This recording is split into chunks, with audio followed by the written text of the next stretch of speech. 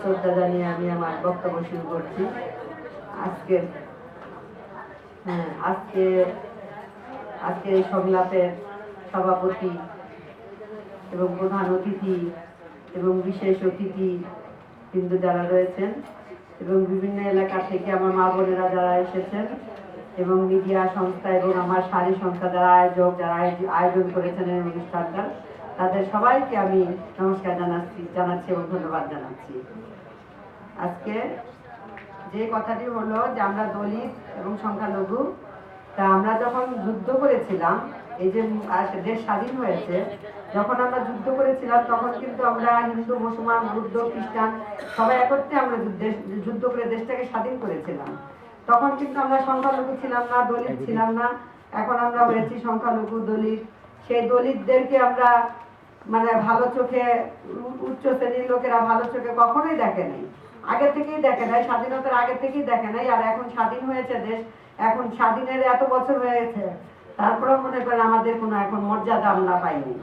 আমাদের উচ্চ শ্রেণীর লোকেরা আমাদেরকে নির্যাতিত, নিষ্পেষিত, অবহেলিত চোখে সব সময় দেখে আসে। আমাদের ছেলেমেয়েরা লেখাপড়া করে অনেক কষ্ট করে, সেখানে স্কুল কলেজে যেও তারা তাদের সম্মানটা পায় না। তারা তাদেরকে শিক্ষক থেকে শুরু করে, সহপাঠী থেকে শুরু করে সবাই মনে করে যে এরা হচ্ছে ঋষি, এরা হচ্ছে দলিত, তাদেরকে নিম্ন চোখে, ছোট চোখে সবসময় দেখা হয়। আমাদের ছেলেমেয়েদের প্রশ্ন, কি আমাদের অপরাধ? আমাদের অপরাধ কি? আমরা কি ঋষি ঘরে জন্মগ্রহণ করেছি, সেটাই কি আমাদের বড় অপরাধ? যে আমরা 10 জনের সাথে বসে আমরা চলাফেরা করতে পারি না, কাজকর্ম করতে পারি না, সবসময় আমরা অবহেলিত চোখে থাকি, অবহেলিত ভাবে থাকি, এটা আমাদের অপরাধ কি? তাই আমাদের ছেলে মেয়েদের কাছে অনেক প্রশ্ন। এখন আমরা যে মনে করেন যে আমরা এই যে এখন আমরা দুটি কথা বলার জন্য আগে কোনোদিন আমরা সুযোগ পাইনি। আমাদের মনের যে ভাব, আমার মনের যে মানে কথাগুলি, মনের যে দুঃখগুলি প্রকাশ করার জন্য আমরা কখনো কোনো সুযোগ পাইনি। তা আমাদের শাড়ি সংস্থা, এই শাড়ি সংস্থা আমাদেরকে অনেক সুযোগ করে দিয়েছেন যে আমাদের মনের কথাগুলি কিছু বলার জন্য, যার জন্য আজকে আমরা এই জায়গার মতো এসে আমরা দুটি কথা বলার সুযোগ পেয়েছি, শুধুমাত্র শাড়ি সংস্থার জন্য। নাহলে এই পর্যন্ত আমাদের মনের ভাব, মনের কথা আমরা মানে প্রকাশ করতে পারিনি। যার জন্য আমরা আজকে এখানে কথা বলতে পারার কারণে আমরা অনেক কিছু সুযোগ সুবিধা পেয়েছি। যেমন ধরেন আমাদের বয়স্ক ভাতা, শিক্ষা ভাতা, প্রতিবন্ধী ভাতা, এগুলি কোথা থেকে পাওয়া যায়, কিভাবে পাওয়া যায়, এগুলির জন্য আমরা মনে করেন এখন আমরা এগুলি পাই। এগুলি শাড়ি সংস্থার মাধ্যমে, মানে আমরা কোথায় গেলে পাবো, কোথায় গেলে কোনটা কিভাবে আমরা আনতে পারবো, এই শাড়ি সংস্থার মাধ্যম থেকে আমরা এগুলি করতে পেরেছি। এবং আরো আমাদের সরকারের কাছে যে আমাদের অনেক দাবি দেওয়া ছিল, সেগুলো আমরা অনেক কিছু দাবি দেওয়া পূরণ করতে, অনেকগুলি কিছু মানে সরকারের কাছ থেকে আমরা আদায় করতে পারছি। এখন আরো বাকি যা আছে তাও আমার মনে হয় যে আমরা পারবো, যদি আমরা এইভাবে কাজ করে যেতে পারি তাহলে আরো আদায় করে যেতে পারবো। যেমন ধরেন আমাদের এখনো পর্যন্ত শিক্ষিত ছেলেমেয়েরা, আমাদের ছেলেমেয়েরা অনেক কষ্ট করে লেখাপড়া করে, অনেক কষ্ট করে, যেটা ভাষায় প্রকাশ করা যাবে না। যারা নিজে চোখে না দেখলে, বড় যারা আছেন আপনারা নিজে চোখে না দেখলে বিশ্বাস করতে পারবেন না যে একটা ঘরের মধ্যে অনেক লোক বাস করে। আমাদের 20-25 জন 30 জন লোকও একটা ঘরের মধ্যে বাস করে। সেই ঘরের মধ্যে একটি ছেলে বা একটি মেয়ে কিভাবে লেখাপড়া করে যেতে পারে, সেটা মানে না দেখলে ভাষায় প্রকাশ করা যাবে না। যে অনেক কষ্ট করে মাটিতে বসে, বা মনে করেন একটা ফোল্ডিং কোনো রকম মা বাবা, আমি আমার নিজের কথা বলছি, আমি আমার নিজের কথা দিয়ে বলছি যে আমার মেয়েরা লেখাপড়া করছে। আমার 4টি মেয়ে, কোন ছেলে সন্তান নেই। 4টি মেয়েকে আমি পাস করাইছি, MBA করাইছি, অনেক কষ্ট করে, অনেক কষ্ট করে। একটি ঘরে খাটের উপরে আমার মেয়ে, খাটের উপরে ফোল্ডিং একটা টেবিল দিয়েছিলাম, সেই ফোল্ডিং টেবিলের উপরে সে বসে একটু পড়তো, আবার পড়া শেষ হয়ে গেলে রাত্রেবেলা সেই ফোল্ডিং টেবিলটা সরিয়ে নিয়ে তারপরে সে খাটের উপরে ঘুমাতো। এইভাবে করে করে আমার 4টি মেয়ে ভগবানের আশীর্বাদে, আপনাদের আশীর্বাদে MBA পর্যন্ত কমপ্লিট করেছে এবং তাদেরকে বিয়ে শাদীও দিয়েছি। কিন্তু এই যে এত কষ্ট করে লেখাপড়া করার পেছনে আমাদের যে বাপ মায়েরা যে এত কষ্ট না খেয়ে, না একবেলা খেয়ে বাচ্চাদেরকে লেখাপড়া করে, তার প্রতিদানে আমরা পাই।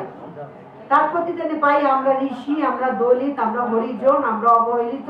আমাদের কোথাও যে আমাদের কোনো সম্মান নেই, মান নেই, কোনো চাকরি বাকরির ব্যবস্থা নেই, কোথাও যে ভালো দুটি কথা বলার সুযোগ নেই, এই আমরা পাচ্ছি তার বিনিময়। এত কষ্ট করে লেখাপড়া শিখে তারা কোনো চাকরি পায় না, তাদের মন ভেঙে যায়।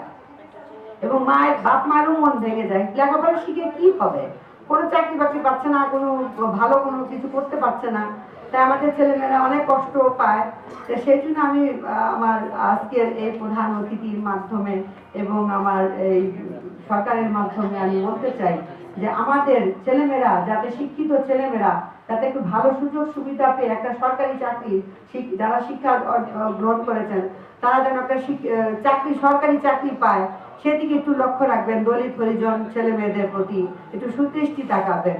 এবং আমি আরেকটা কথা বলি যে আমাদের যে পিছিয়ে পড়া জনগোষ্ঠী প্রান্তিক দলিত ভেবে যে আমাদেরকে অবহেলিত করে, সেই জন্য বৈষম্য বিলোপ আইন, বৈষম্য বিলোপ আইনটা একটু চালু করতে হবে, বৈষম্য বিলোপ আইনটা চালু করতে হবে। আরেকটি কথা যেটা না বললে নয়, যে আমরা দুটি কথা যে বলার সুযোগ পেয়েছি, আমাদের মনে করেন যে এখানে আমাদের সভাপতি, আমাদের দলিত জনগোষ্ঠীর সভাপতি রামানন্দ বাবু, উনি মনে করেন আমাদেরকে এই মনে করেন দেশে দেশে 50টা 52 দেশে ঘুরে ঘুরে ঘুরে সমস্ত ঋষি সম্প্রদায়কে মানে সমস্ত কিছু বুঝিয়ে শুনিয়ে এই পর্যন্ত এখানে দাঁড় করিয়েছে। এই যে আজকে মঞ্চে আমাদের এত মা বোনেরা এসেছেন, কোথা থেকে কিভাবে, কেউ এই জায়গা চিনতো না, কেউ জানতো না, কেউ বুঝতেও পারতো না, যেখানে আসলে আমাদের মনে দুটো কথা বলতে পারবো। আমাদের সারি সংস্থা এবং রামানন্দ বাবু আমাদেরকে আজকে এখানে এসে এখানে আনার সুযোগ করে দিয়েছেন বলে আজকে আমি আমার দুটি কথা বলতে পেরেছি।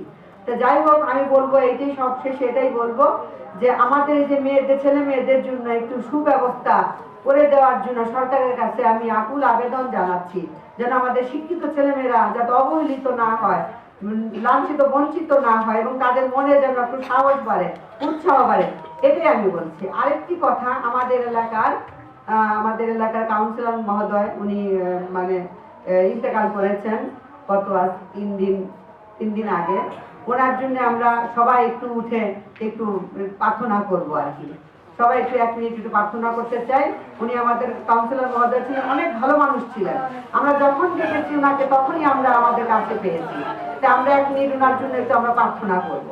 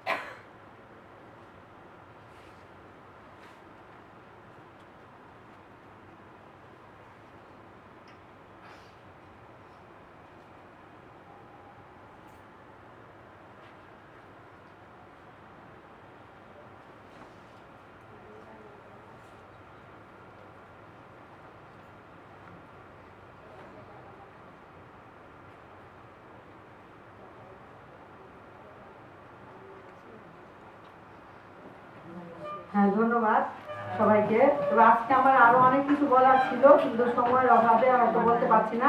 সবার কাছে ক্ষমা চাচ্ছি, এবং আমার এই বক্তব্য দুটি শোনার জন্য এবং আমাকে একটু সুযোগ করে দেওয়ার জন্য যারা এই আয়োজক তাদেরকে ধন্যবাদ জানাচ্ছি। আজকে এখানে আমার বক্তব্য শেষ করছি। সবাইকে নমস্কার।